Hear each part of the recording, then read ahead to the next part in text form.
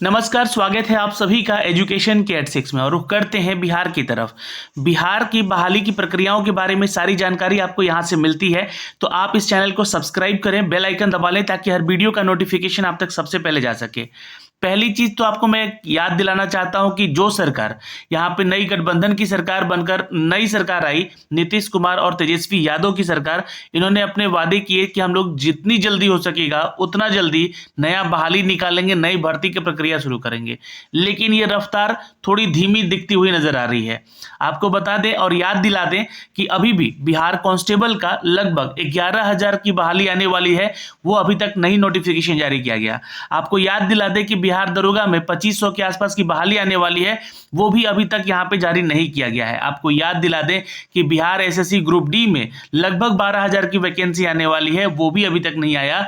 आपको ये भी याद दिला दें कि बिहार एसएससी सीएचएसएल यानी कि 12th लेवल का जो वैकेंसी है वो भी लगभग 10,000 के आसपास वैकेंसी है, वो भी बहाली की प्रक्रिया अभी तक नहीं आई है और ना ही कोई उसका नोटिफिकेशन जारी किया गया है। यही नहीं, आपको और भी चीजें अगर याद दिला दें तो अब यहाँ पे खबरों के अनुसार, जी हाँ, बीपीएससी का जो एग्जाम 68वीं का नोटिफिकेशन जारी होने वाला था कि 15 नवंबर को, अब इसमें जो कि न्यूज मीडिया के माध्यम से जो बताया जा रहा है कि 15 से 20 नवंबर के बीच में, मतलब डेट को यहाँ पे डिस्टिंग्विश किया जा रहा है कि 15 से 20 नवंबर। अब रिजल्ट का डेट तो आपको घोषित है कि 67वीं बीपीएससी का रिजल्ट आएगा और उसके बाद यहाँ पे इसका नोटिफिकेशन जारी कर दिया जाएगा 68वीं बीपीएससी का।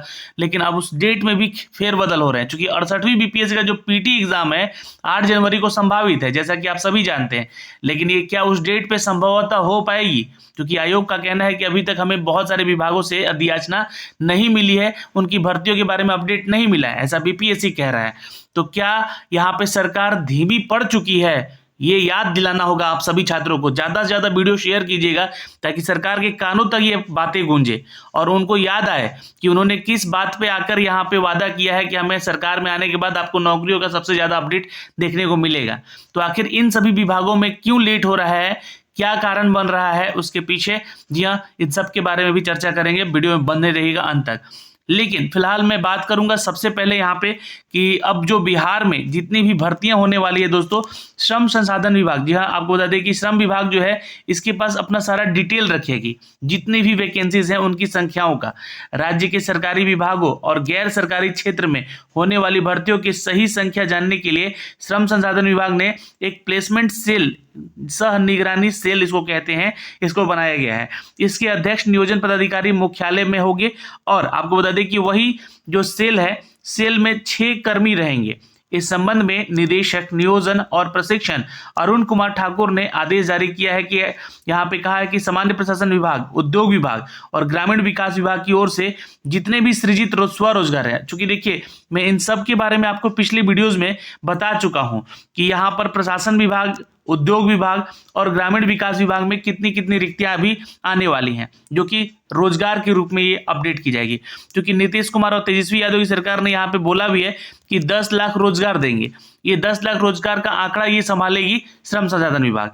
तो आपको बता दें कि ये सारा डिटेल जो है कब तक हो पाएगा, तो भाई वैकेंसी आएगी तभी तो ये आंकड़ा रख पाएंगे कि इतनी वैकेंसी हमने निकाली है। यहाँ पे सृजित स्वरोजगार और राज्य सरकार के जितने भी कार्य हैं, जी हाँ, कार्यालयों में उनके नियमित नियुक्तियों की प्रक्रिया जो की जा रही है, वही संविदा पर विभिन्न विभागों में बहाली हो रही है। अब देखिए मैं आपको एक थोड़ा सा जनरल नॉलेज अपडेट कर देना चाहता हूँ। एक क्वेश्चन आपके एग्जाम में बिल्कुल रहेगा। ये क्वेश्चन क्या रहेगा कि वो कौन सा राज्य है जहां पर संविदा नौकरी है ना, मतलब कि कॉन्ट्रैक्ट बेसिस जितनी भी नौकरियां हैं वो खत्म हो चुकी है पूर्णतः, यानी कि पूर्ण रूपेण, है ना। तो वो है राज्य दोस्तों उड़ीसा, याद रखिएगा। लेकिन बिहार में ये वायदे किए गए तेजस्वी यादव के द्वारा, जो कि उप मुख्यमंत्री जी हैं, और आपको बता दें कि उन्होंने वादा किया था कि हम सबसे पहले कॉन्ट्रैक्ट बेसिस जॉब को खत्म करेंगे। तो फिर आखिर क्यों अभी भी कॉन्ट्रैक्ट बेसिस जॉब की बातें हो रही हैं? यह संविदा पर विभिन्न विभागों में बहाली हो रही है विभाग की ओर से, क्योंकि आपको पता है कि अभी राजस्व भूमि सुधार विभाग में जितनी बहाली की प्रक्रिया निकली है, लगभग 10,000 वैकेंसी है, वो सब कॉन्ट्रैक्ट बेसिस है। जाके चेक कीजिएगा। आपको बता दें कि विभाग की ओर से जॉब कैंप लगाए जाएंगे, नियोजन सह मार्गदर्शन मेला का आयोजन किया जा रहा है, निजी क्षेत्र में भी नौकरियों का सृजन हो रहा है। तमाम तरह के रोजगार की सूचनाएं एकत्र करके जिम्मेदारी नोडल विभाग के तौर पर यहाँ पे श्रम संसाधन विभाग को सौंपी जा रही है। इसलिए सभी विभागों से जितने भी निजी क्षेत्र हो यानी कि प्राइवेट सेक्टर हो या पब्लिक सेक्टर हो, जितने भी नौकरियां हैं उनका ब्यौरा जो है, उनका आंकड़ा जो है इस श्रम संसाधन विभाग को सौंपा गया है और समय मिलते हैं। इसके अलावा अच्छे नियोजकों के भी यहाँ पर विभाग के अधिकारी संपर्क करेंगे, यानी कि जितने भी विभाग हैं यहाँ से प्लेसमेंट करवा सकते हैं अपने, जी हाँ, यहाँ से रिक्रूट कर सकते हैं स्टूडेंट्स को। यह इन विभागों के पास आंकड़ा रहेगा कि इतने छात्र सिलेक्टेड हैं, इतने छात्रों की नौकरी हो चुकी है। तो ये अपडेट है दोस्तों एक श्रम संसाधन विभाग की तरफ से, जो कि आज के खबर प्रभात में भी इसको अपडेट किया गया है। आगे बढ़ते हैं दोस्तों, अब बात होगी दोस्तों यहाँ पे अग्निवीर बहाली को लेकर। तो आपको बता दें कि मुजफ्फरपुर के मैदान में 400 मीटर के ट्रैक पर ये 4 चक्कर लगाए गए हैं और अग्निवीर की बहाली की प्रक्रिया भी चल रही है बिहार में। यह आपको बता दें कि मुजफ्फरपुर में चक्कर मैदान है, वहां पे औरंगाबाद जहानाबाद के करीब 2900 छात्रों को बुलाया गया अग्निवीर क्लर्क के लिए। यह एसकेटी श्रेणी के तहत यहाँ पे बता दें कि 400 मीटर का ये ट्रैक चक्कर लगाए हैं और जिग जैग लंबी कूद पीएफटी पीएसटी के बाद दस्तावेज की जांच जारी हो रही है, यानी कि इनका डॉक्यूमेंट वेरिफिकेशन भी हो रहा है। रफ हाइट और एडमिट कार्ड जो जांच करने के बाद बैचिंग एरिया में करीब 2900 अभ्यर्थी पहुंच सके हैं और करीब 200 युवक को बैच बनाकर यहां पर ट्रैक पर दौड़ाया जा रहा है, जिसमें कि करीब 450 युवा आगे की ओर प्रक्रिया में चयनित हुए हैं दोस्तों।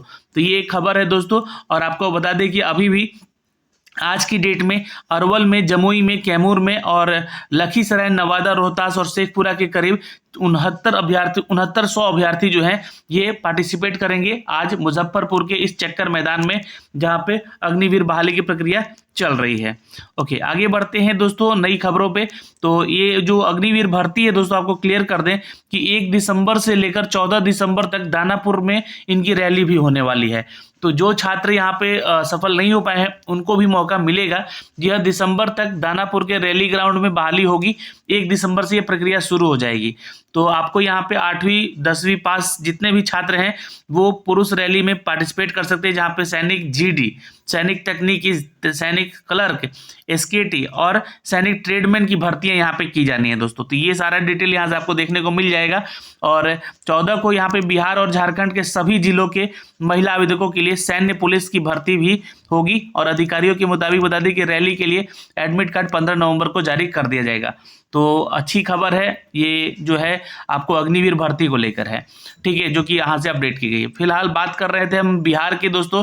तो बिहार में 68वीं बीपीएससी को लेकर भी एक नोटिफिकेशन अपडेट किया गया है। यहाँ पे देखिए 68वीं बीपीएससी पीटी में निगेटिव मार्किंग को लेकर यहाँ पे बात कही गई है, क्योंकि अभ्यर्थियों को फॉर्म भरते समय यहाँ पे राय लेनी होगी। यहाँ पे आयोग जो कह रहा है कि हम राय लेंगे छात्रों से कि हम निगेटिव मार्किंग को इंक्लूड करें या नहीं, क्योंकि ऑप्शन नंबर जब तक ई, क्योंकि देखिए जो छात्रों की मांग है ऑप्शन नंबर ई को नहीं हटाया गया तो निगेटिव मार्किंग नहीं डाला जाए।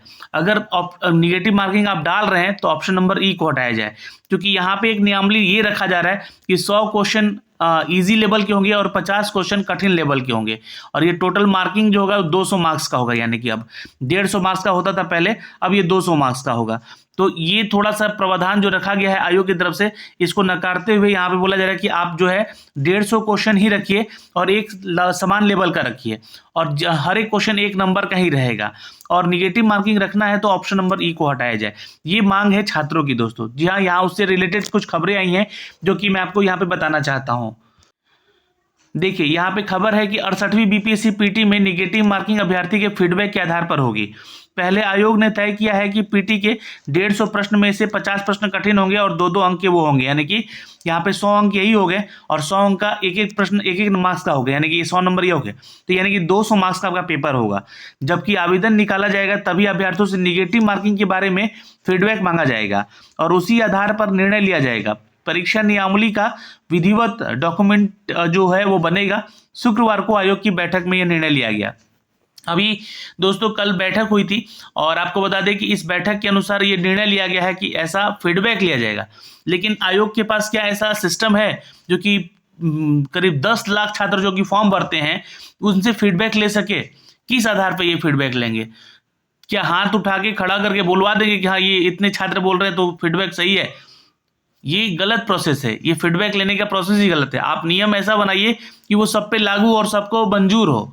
ठीक है, ये बातें हो गई यहाँ पे सरकार की, आयोग की। यहाँ पे अब देखिए, यहाँ पे 67वीं बीपीएससी का प्रारंभिक परीक्षा खत्म हो चुका, उसका रिजल्ट आना है 15 नवंबर तक आपका रिजल्ट आ जाएगा। और जैसे ही रिजल्ट आएगा आपको बता दें कि 68वीं बीपीएससी का नोटिफिकेशन भी जारी कर दिया जाएगा, क्योंकि 68वीं बीपीएससी का नोटिफिकेशन जारी करने के बाद 8 जनवरी टेंटेटिव डेट रखा गया है कि आपका एग्जाम होगा इस दिन, है ना। लेकिन ये एग्जाम होना संभव लग नहीं रहा है, ये मोस्ट प्रॉब्ली ये डेट हो सकता है कि बढ़ सकता है। और आपको बता दें कि अभी तक इसमें 288 सीटों का ही सृजन मिल पाया है, यानी कि यहाँ पे स्वीकृति मिल पाई है अन्य विभागों से। तो आपको ये भी क्लियर कर दें कि अभी भी इसमें जो डीएसपी या एसडीएम के पोस्ट है वो शामिल नहीं हो पाए हैं। तो छात्रों के प्रति जो है ये फॉर्म भरने का भी थोड़ा सा जो ललक होगा वो समाप्त होता हुआ दिख रहा है।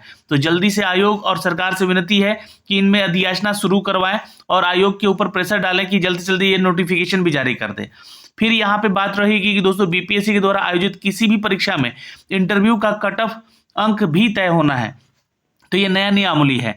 जी हाँ, साक्षात्कार के समय अभ्यर्थी आवश्यक सर्टिफिकेट नहीं दे पाता है तो उसकी पात्रता रद्द किए बिना निर्धारित समय दिया जाता है ताकि वे सर्टिफिकेट दे सके। आरक्षण कोटि में बदलाव का भी अभ्यर्थी का मौका दिया जा सकेगा। इंटरव्यू में कट ऑफ के समय अंक निर्धारण के नए प्रावधान को बात कही जा रही है।